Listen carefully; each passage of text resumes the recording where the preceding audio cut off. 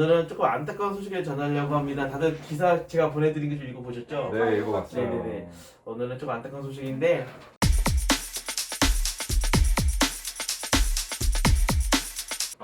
청소년 쉼터가 서울 강남구에 위치한 청소년 쉼터가 이번 연말까지 운영을 하고 폐쇄한다는 이제 그런 보도가 나왔어요.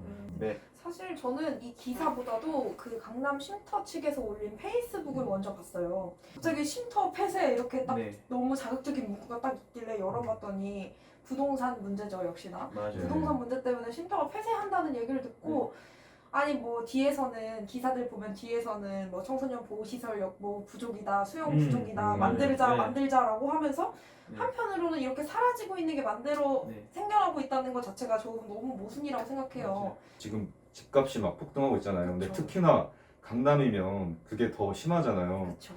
그래서 이제 올해에 강남구에서 책정한 그 금액이 있었는데 이제 그거로는 택도 없는 거죠. 그게 9억 원 정도인데 이제 시세를 구하려면 적어도 15억 이상. 사실 그래서 최근에 문재인 정부가 이거는 인정했어요. 부동산 그쵸. 관련 정책은 실패했다는 식의 음. 인정을 해서 근데 이게 청소년 쉼터까지 이게 음, 피해를 줄지 몰랐죠. 그쵸. 그렇죠. 저희도 이런 뭐 것들이. 그냥 나만 집 없고 뭐 집 있는 사람만 더 늘어나고 빈익빈 부익부가 됐지 이렇게 생각했지. 보호 시설 그리고 그 중에서도 저희가 근무하고 있는 쉼터가 그리고 강남이 굉장히 크기도 하고 아이들이 네. 이제 유동인구도 많다 보니까 이제 입소해서 보호받는 친구들도 굉장히 많을 거 아니에요.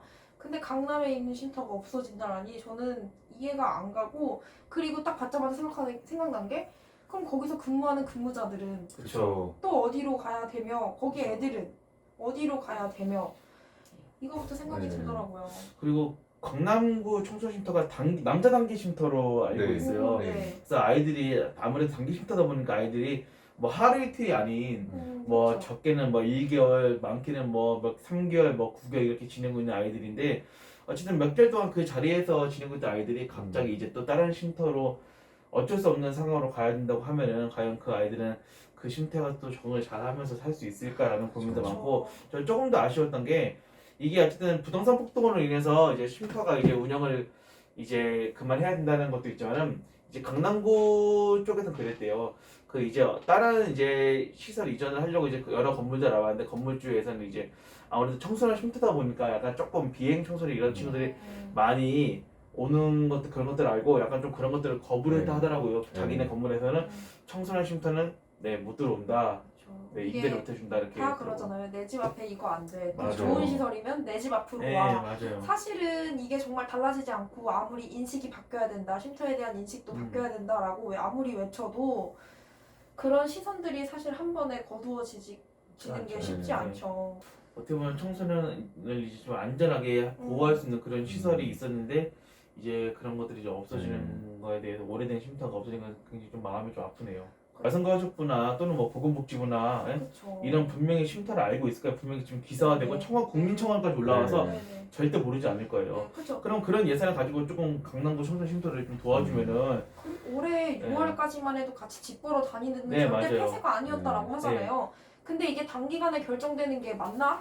그쵸? 라는 생각이 네. 너무 크게 들어요. 기사 보면서 또 이제 발견한 건데 사실 2018년에 이제 여기 말고 다른 데 혹시 가능한지 좀 알아봐 달라 그때부터 요청을 했다고 했어요. 네, 맞아요. 근데 그때부터 요청해서 사실 3년이라는 시간이 있잖아요. 그렇죠. 근데 그 시간 동안 어떻게 이거를 구하지 못했나 아니면 좀 안일하게 대처한 게 아닌가. 그리고 강남의 집값 비싼 거 옛날부터 다 알고 있었잖아요. 그쵸. 그러면은 충분히 그런 걸 예상했었다라고 하면 정말 방어책을 마련했어야 네. 됐고 찾아다니던 도중에 폐쇄.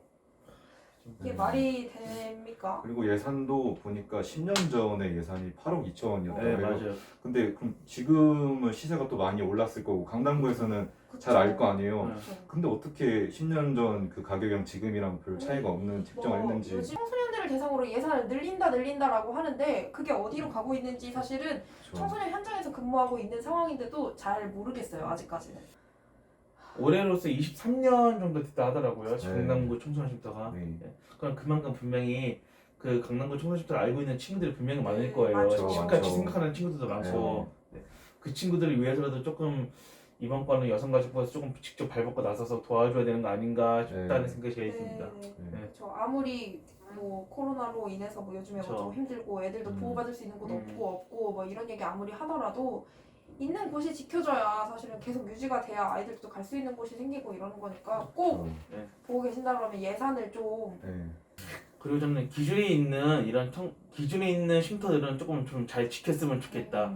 뭐 더 만들거나 그런 것보다는 기준에 있는 아이들이 어쨌든 기준에 있는 쉼터들을 이용하는 거니까 좀 잘 그쵸. 지켜줬으면 좋겠다는 생각이 제일 큽니다. 네. 네. 그리고 정말로 외쳐야 알 수 있는 것처럼 맞아요. 사실은 쉼터 종사자들뿐만 아니라 강남구 쉼터를 이용했던 친구들 혹은 쉼터를 알고 있는 친구들도 같이 외쳐줘서 약간 목소리가 더 크게 낼수록 더 많이 널리 퍼질 거 아니에요. 네. 퍼져서 이거 지키고 나면 다음에 또 같은 사례가 생겼을 때 맞아요. 사실 막을 수 있단 네. 말이에요. 그거 알아주시고 좀 관심 있게 봐주셨으면 좋을 것 같아요. 이런 이제 사례가 이제 여기서 끝이었으면 좋겠어요, 사실. 사실 지금 이게 기사가 나왔지만 또 앞으로 이와 같은 사태가 또 제2, 제3이 나올 수가 있잖아요. 최대한 이제 나라에서, 정부에서, 그리고 지자체에서 관심을 가져주셔가지고 이런 쉼터들 그리고 다른 복지시설들 잘 지켜주셨으면 좋겠습니다. 지켜주세요. 네, 지켜주세요.